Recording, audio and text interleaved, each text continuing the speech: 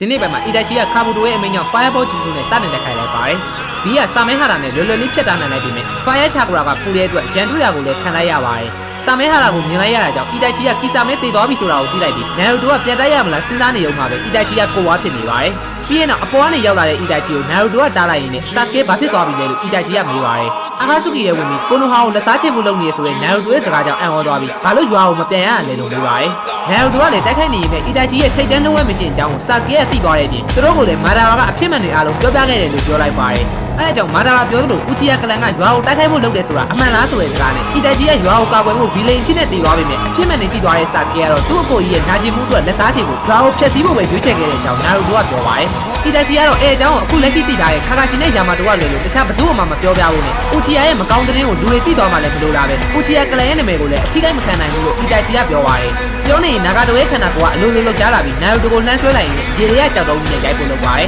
။ဒါပေမဲ့နာရူတိုရဲ့ဘိုက်ကနေချာကိုရာလက်တစ်ချောင်းထွက်လာပြီးမထိခင်ရှောင်လိုက်နိုင်ပါတယ်။အီတာချီကလည်းနာရူတိုပြောသလိုဆိုရင်မလွဲတာမရှောင်တာ Sasuke နဲ့တေချာပေါက်တိုက်ခိုက်ရမယ်လို့ပြောလိုက်ပြီးနာရူတိုကလည်းအဲ့အတွက်သူ့စိတ်ကိုပြင်ဆင်ထားပြီးသားဖြစ်ကြောင်းပြန်ပြောလိုက်တဲ့အတွက်နာရူတိုကိုယုံကြည်လိုက်ကြတာမှန်တဲ့အကြောင်းအီတာချီကစဉ်းစားမိသွားပါတယ်။အဲ့အချိန်မှာနာဂါတိုကစင်ကောဂျူစုကိုသုံးလိုက်ပြီးအီတာချီကလည်းဘီကို Phoenix Flower နဲ့ခုနိုင်တွေကိုပေါင်းပြီးတိုက်ခိုက်ပါတယ်။ဘီကလည်းလွယ်လွယ်ပဲကာလိုက်ပြီးရေပေါ်ဝဲလက်တဲ့တစ်ခုနဲ့ချုပ်ထားလိုက်တဲ့အချိန်နာရူတိုဘယ်လောက်ချက်ခေါင်းတွေပြန်ထွက်လာတဲ့ကြောင့်နာဂါတိုကသတိထားဖို့ဟောပြောနေပါတယ်။ဘီကဂန်ဂျူစုလေးရောက်သွားတဲ့ကြောင့်အီတာချီကသူ့မျက်လုံးတွေကိုမကြည့်ဖို့ဟောပြောနေပြီးဘီကိုလည်းထုံးစံအတိုင်းရှင်ဘီကပြန်နှုတ်ပေးလိုက်ပါတယ်။အဲဒါကြောင့်ခုနိုင်တွေကိုစာမဲဟာထဲမှာတိန်းထားတဲ့သူ့ရဲ့ဓာတ်တွေနဲ့ခုခံလိုက်ပြီး Sasuke ကြောင့်တစ်ချောင်းကျိုးသွားတဲ့အတွက်ဓာတ်ခုနှစ်ချောင်းတိုက်ပွဲဖြစ်သွားပါတယ်။ဘီကသူ့ကိုယ်တိုင်ပြင်ရှင်ဘီရဲ့လက်တံတွေနဲ့ပါအီတာချီကိုဖိုက်နေပြီးနာရူတိုကအေယာမရာစင်ကန်နဲ့ခွေးကိုကြိတ်ပြီးထပ်ပြီးပွားလာမှဖြစ်တဲ့အတွက်သူ့ကိုအရင်တိုက်ဖို့နာဂါတိုကပြောပါတယ်။အဲအချိန်မှာပဲအီတာချီကမန်ဂန်ကိုရှာရင်းကန်ကိုတုံးလိုက်တဲ့ကြောင့်အာမထေရာဆုလက်စကူယိုမီလာဆိုတာကိုနာရူတိုကစဉ်းစားနေတော့မှသူ့ရဲ့ပါဇက်ထဲကနေကြီးကန်းတစ်ကောင်ထွက်လာပါတယ်။အဲဒါကအီတာချီမသိခင်တောထဲမှာတွေ့ခဲ့တဲ့အချိန်သူ့ကိုယ်လေးကိုဂန်ဂျူဆုနဲ့ထည့်ခဲ့တဲ့ကြီးကန်းဖြစ်တဲ့ကြောင့်နာရူတိုကပြန်မှတ်မိသွားပြီးနောက်အီတာချီမျက်လုံးကသူနဲ့မတူတဲ့ကြီးကန်းရဲ့မန်ဂန်ကိုရှာရင်းကန်နဲ့အကြည့်ချင်းစုံပြီးသွားပါတယ်။အီတာချီကလည်းအဲအချိန်ကျမှတစ်ခုခုကိုသိသွားပြီးအာမထေရာဆုကိုတုံးလိုက်ပြီးနာရူတိုမဟုတ်ပဲနာဂါတိုဆင့်ခေါ်ထားတဲ့ခွေးကိုဖြစ်နေပါတယ်။အဲအကြောင်းဘာဖြစ်သွားမှနားမလဲတဲ့နာဂါတိုကလည်းကြီးကန်းအကြောင်းကိုမေးနေပြီးတော့ကာဘူတိုကိုယ်တိုင်ကလည်းသူ့အီတာချီကိုအထင်သေးလိုက်ပြီးတဲ့အတွက်သူ့ရဲ့အေဒိုဒန်ချင်းဂျူဆုနဲ့ထိချုံနေရကိုစန့်ကျင်လိုက်ပြီးဆိုတာသိလိုက်ပါတယ်။အီတာချီကနာဂါတိုကအာမထေရာဆုနဲ့တိုက်ခိုက်လိုက်ပြီးသူကကာဘူတိုရဲ့ထိချုံမှုအောက်ကနေလွတ်သွားပြီဖြစ်တဲ့ကြောင့်နာရူတိုကိုပြောပြလိုက်ပါတယ်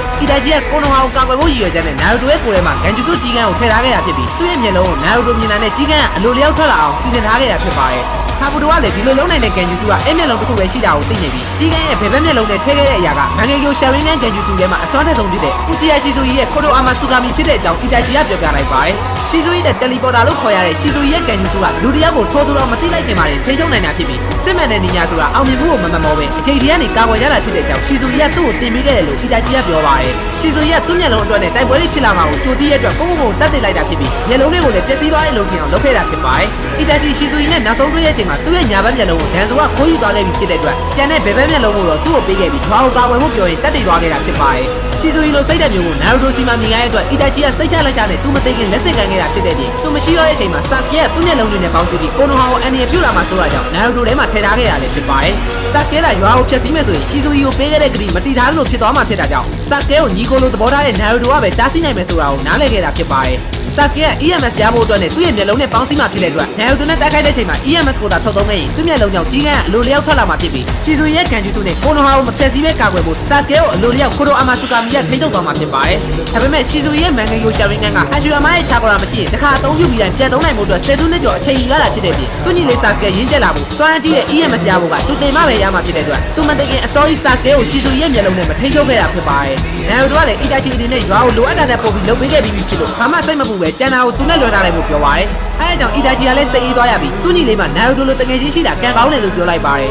။ brother က Facebook ကပဲဖြစ်ဖြစ် YouTube ကပဲဖြစ်ဖြစ်ဒီဗီဒီယိုကိုကြည့်နေရဆိုရင်ကျွန်တော်အတွက်အနည်းဆုံးတော့ like တစ်ချက်နဲ့ comment တစ်ခုကိုအဆင်ပြေရလေးမှန်းငယ်ပေးဖို့တောင်းဆိုချင်ပါတယ်။သဘောကျရင်တော့ share လေးနဲ့ပါကိုပြီးသွားလို့ရပါတယ်။ကာဘူတိုကလည်းအမီးကောင်တစ်ကောင်ပြီးရှီဇူရဲ့မျက်လုံးကိုပါရတော့မှဖြစ်လို့သဘောကျနေပြီးနာဂါတိုအပေါ်ကမီးတောက်တွေကိုကန်တိုဖိရဲ့ဆိုတာရှင်နာထန်းဆဲနဲ့ဖေထုတ်လိုက်ပါတယ်။ပြီးရင်တော့ကိုပြပုတ်တွေကိုတုံးပြီးခတ်တက်လိုက်တဲ့ကြောင့်ဘီကလည်းအမီးကောင်ဗာရှင်တူနဲ့ပြန်ကျိတ်ပြီးမြင်။ဇာဂီတိုဖိရဲ့ဆိုတာကြောင့်ဘီရဲ့ချာကရာတွေကစုပ်ယူခံလိုက်ရပါတယ်။နာရူတိုကလည်းပုတ်တီကြီးနဲ့ဖမ်းထားလိုက်ပြီးနိုင်ငံတိုဖိရဲ့ဆိုတာနဲ့ဝင်းကြီးကိုထုတ်ဖို့လုပ်နေတဲ့အတွက်နာရူတိုကရာစင်ကန်နဲ့ပြန်တိုက်ပြီးမြင်ဖိရင်ကုန်လုံးရဲ့စွမ်းအားရှိနေတဲ့နာဂါတိုကအသာလေးစုပ်ယူလိုက်ပါတယ်။ကာဘူတိုကနာဂါတိုကိုလုံးဝထိန်းချုပ်သွားလို့ဖြစ်တာကြောင့်ဘာစကားမှမပြောတော့ပဲဒီကိုဘူတိုဖိရဲ့ဆိုတာနဲ့နာရူတိုရဲ့ခန္ဓာကိုယ်ပါတိမ်ဖို့ကာဘူတိုကလုံးလိုက်ပါတယ်။အဲဒါကြောင့်ပဲဝင်းကြီးချာကရာနဲ့လူပါစုပ်ယူခံရတော့ပဲနာရူတိုကတိုင်ပတ်နေတဲ့အချိန်မှာဘီကဝေကူညီဝဲလုပ်ပြီးမြင်ရှူရာတိုဖိန်းကြောင့်သူပါအဖမ်းခံလိုက်ရပါတယ်။ ခိရှိပြည်လက်နက်တွေအများကြီးပါဝင်တဲ့ရှူတာတို့ကဘီကိုအဆုံးသတ်ဖို့လို့ဝင်းရင်ပါမသွားအောင်ပြန်ဆွဲနေရတဲ့နာရိုတိုကလည်းအခြေအနေမလားတဲ့အချိန်မှာသူတို့ကြားထဲကိုအနီအောင်အယိုးကြောင့်လက်တစ်ဖက်ကဝင်လာခဲ့ပါတယ်အဲ့အပြင်စေဘောကောင်တွေရဲ့မျက်လုံးကိုပါခုနိုင်နဲ့ပစ်လိုက်တဲ့သူက Greatest of All Time Itachi ဖြစ်ပြီးသူ့ရဲ့အနီအောင်ဆူဆာနိုကိုပါအသုံးပြုလာတာဖြစ်ပါတယ်ပြန်လည်ဆင်းခေါ်ထားတဲ့ခန္ဓာကိုယ်ဖြစ်တဲ့အတွက်နိုင်ငံယိုရှယ်ရင်းဂန်နဲ့ဆူဆာနိုအသုံးပြုမှုမှာ side effect ဖြစ်တဲ့မျက်လုံးနာရတွေဝါတော့ရမရှိတော့ပဲအေးအေးဆေးဆေးသုံးနိုင်တာဖြစ်ပါတယ်ဒါပေမဲ့တခါကလည်း Rinnegan နဲ့ Silver Shot ဘိန်းဖြစ်နေတဲ့အတွက်ပုံမီကိုဖန်တော့ကလို့ဂျိုသေးတစ်ခုဖန်နေရင်ချီပါကူထန်းဆဲကိုထုတ်သုံးလိုက်ပါတယ်ချီပါကူထန်းဆဲရဲ့ကဘာမီဆွဲရကြောင်းပတ်ဝန်းကျင်ကမြေသားတွေအကုန်မြောက်တက်လာပြီးနာရိုတိုကလည်းသူတစ်ခါခံရမှုတဲ့အတွက်တော်တော်လေးစိုးပြီဆိုတာကိုသိလိုက်ပါတယ်ဒါပေမဲ့အီတာချီကတော့အခုချိန်ကြီးနာရိုတိုအသက်ရှင်နေသေးရပဲဖြစ်ကြောင်းပြောလိုက်ပြီးမြဲအလုံးမှာကတ်သွားရတယ်ဆွဲရအရန်ပြင်းတဲ့အတွက်ဘလုံးမလွတ်နိုင်တော့ဘူးလို့နာရိုတိုကပြန်ပြောပါတယ်ပုံမီတောင်းကျမ်းလို့သာပြန်ကောင်းလို့လွတ်လာတာဖြစ်ကြောင်းညှိညွတ်နေတဲ့အတွက်အီတာချီရဲ့စိတ်အေးထားဖို့ပြောလိုက်ပြီးဆွဲငင်ရရဲ့အလဲဘဟုကို3ယောက်အတူတူအဝေးပြေးဂျူဆူနဲ့တိုက်မဲ့အကြောင်းပြောလိုက်ပါတယ်ဂျူဆူထဲမှာအားနည်းချက်ရှိရကြောင်းဆွဲငင်ရကိုအသုံးပြုထားတဲ့ချီပါကူထန်းဆဲကိုပြစ်ဖို့ကလွဲမှာမဟုတ်ဘူးလို့ပြောလိုက်ပြီးဘီက Tabis ပေါ်အီတာချီကရာဇာကပြီးနာရိုတိုက Rasen Shuriken နဲ့စူပေါင်းပြလိုက်တဲ့အတွက်ကြီးမားရဲ့ပတ်ဝဲမှုကြီးနဲ့တူနာဂါတိုရဲ့ဂျူဆူကပြတ်သွားပါတယ်အဲ့အပြင်ဆူဆာနိုမှာရှိတဲ့အိုရိုချီမာရူရဲ့ချိန်စာအမှတ်ကိုဒိတ်ပိတ်ခဲ့တဲ့ထိုးစုကပလိတ်တနည်းအားဖြင့်စာကဲကရီဒါနဲ့ထိုးလိုက်တဲ့အတွက်နာဂါတိုကအတိပြန်ဝင်လာပြီးသူ့ကိုခွင့်လွှတ်ပေးပါအီတာချီလို့ပြောလိုက်ပါတယ်ပြီးရင်နောက်နာရိုတိုကိုသူကဂျီရိုင်းယာဆန်ဆဲရဲ့ဘေးကိုသွားပြီးနာရိုတိုဆိုတဲ့ဇလန်ရဲ့နောက်ဆုံးဆက်သိမ်းပိုင်းကိုစောင့်ကြည့်နေမယ်လို့ပြောပါတယ်ဂျီရိုင်းယာကအကောင်းဆုံးပထမပိုင်းနဲ့စတင်ခဲ့ပြီးမြဲဒုတိယပိုင်းဖြစ်တဲ့သူကကြာရှုံးနေပြီးနောက်ဆုံးတတိယပိုင်းကိုတော့နာရိုတိုကအပြောင်နောက်ဆုံးဖြစ်အောင်ကြိုးစားပေးဖို့ပြောရင်သူစီယာစီကိုလိုက်သွားခဲ့ပါတယ်နှုတ်ဆက်ပါတယ်ဆိုတဲ့စကားနဲ့သူရဲတော်တယောက်ကဂျေးပိတ်ခံလိုက်ရတဲ့အတွက်အာဘူတိုကလည်းသူ့ရဲ့ရင်းနိုင်ငံအမြင်တွေကိုခုနိုင်နဲ့ဖျက်ဆီးပြလိုက်တဲ့အီတာချီကိုမကြေမနက်ဖြစ်နေပါတယ်အဲဒါကြောင့်မတက်တာရဲ့ဆုံးသူချန်ထားတဲ့အကောင်းဆုံးကောင်ကိုထုတ်သုံးတော့မယ်လို့ဆုံးဖြတ်လိုက်ပြီးအီတာချီကအေလိုတန်ဆဲကိုသူရက်တန့်အောင်လုပ်မှဖြစ်လို့နာရိုတိုနဲ့ဘီကမာဒါရာကိုတာဝန်ယူဖို့ပြောပါတယ်နာရိုတိုကတော့သူပဲရအောင်တားမယ်လို့ပြောလိုက်ပြီးကလုံးထပ်သွားလိုက်ပြီးမြဲနိုင်တီချာကိုရာကိုသုံးတာညားနေပြီဖြစ်တဲ့အတွက်ကိုဝါထုတ်တာနဲ့ချက်ချင်းပြပြောက်သွားပါတယ်အဲဒါကြောင့်အကုန်လုံးကိုတယောက်တည်းလုပ်ဖို့မကြိုးစားဖို့နဲ့သူပြောခဲ့သလိုဂျူဆူတိုင်းမှာအားနည်းချက်ရှိတဲ့အတွက်ပြီးပြည့်စုံပါရဲ့ဆိုတဲ့အေလိုတန်စင်းဂျူဆူကိုဖျက်ဖို့ကသူနဲ့အသင့်တော်ဆုံးဖြစ်တဲ့ကြောင့်အီတာချီကပြောလိုက်ပါတယ်နာရိုတိုကတော့ဒီစစ်ပွဲကိုရတမ်းဖို့ကသူ့တာဝန်လို့ပြောတာကြောင့်သူ့အနေနဲ့နာရိုတိုအရင်ထက်ပိုပြီးတာမလာတာကိုလက်ခံပြီးမြဲဒါကအရေးကြီးတဲ့အရာလဲဆိုတာကိုမင်းနေပြီလားလို့ပြောပါတယ်တစ်ချိန်ကနာရိုတိုကိုမုန်းတီးခဲ့ကြတဲ့သူတွေကနာရိုတိုရဲ့ပြင်းပြင်းထန်ထန်ကြိုးစားမှုကြောင့်ပဲရဲဘော်တယောက်သူရဲကောင်းတယောက်အနေနဲ့လေးစားလာကြပြီးဖြစ်ပေမဲ့လည်းအချင်းကနာရိုတိုပြောခဲ့သလိုသူကယူဆိုင်ကြကဒီနေရာကိုအခုလိုရောက်လာအောင်လုပ်ပေးခဲ့တဲ့သူတွေဆိုတဲ့စကားကိုကို့မှာစွမ်းအားရှိလာတဲ့အချိန်မမေ့သွားဖို့တတိပေးပါတယ်စွမ်းအားကြောင့်မာနကြည့်ပြီးတကူပေါင်းဆက်လာမယ်ဆိုရင်နာရိုတိုကလည်းမာဒါရာလိုလူမျိုးဖြစ်သွားနိုင်တဲ့အကြောင်းတတိပေးလိုက်ပြီးကိုဘလောက်ပဲစွမ်းအားကြည့်အရာအလုံးကိုတယောက်တည်းပခုံးခမ်းမယူနဲ့အဲ့လိုလုပ်ရင်တေချာပေါက်ရှာရှုံးမှာပဲဖြစ်တဲ့အကြောင်းအီတာချီကပြောပြလိုက်ပါတယ်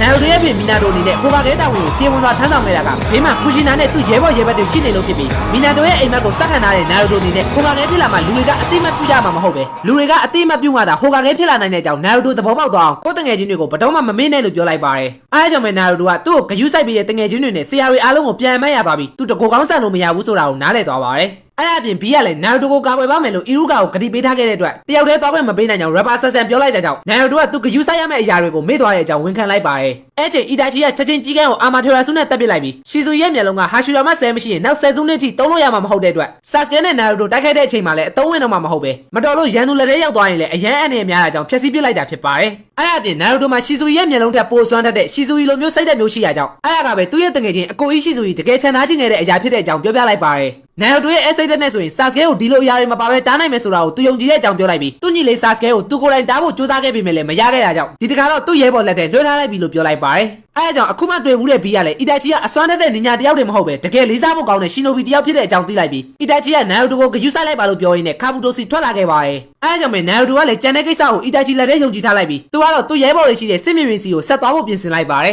ဒါကတော့အပိုင်း66ဖြစ်ပြီးအပိုင်း69ကိုနောက်နေ့မှတင်ပေးသွားမှာမို့လို့ like share comment နဲ့ YouTube မှာလည်း subscribe လေးလုပ်ပြီးအားပေးခဲ့ကြဖို့တောင်းဆိုချင်ပါတယ်ဗီဒီယိုကြည့်နေတဲ့ညီကိုတွေထဲမှာ YouTube ရော Facebook ရော subscribe နဲ့ follow မလုပ်ထားတဲ့သူတွေတဝက်လောက်ရှိနေရကြောင်း subscribe နဲ့ follow လေးတွေမေ့နေရရှိရင်လောက်သွားကြဖို့တောင်းဆိုချင်ပါတယ်